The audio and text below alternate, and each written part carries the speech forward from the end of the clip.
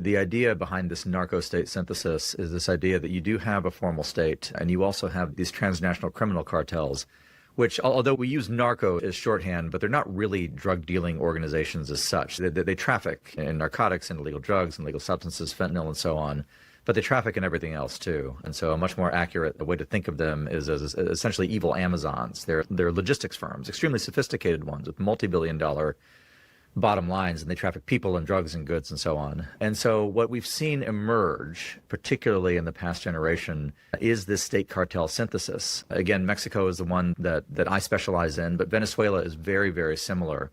And what I mean is this: the state provides cover, legitimization, operational base, and sort of public service rent, for lack of a better term, to the cartels. And what the cartels provide to the state varies according to what the state needs. Now, in the case of the Venezuelans, a lot of what the cartels provide is actually what I would describe as largely foreign policy goals.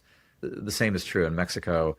And the cartels will also provide essentially election muscle when needed. And, we saw this in the 2021 elections in Sinaloa in Mexico.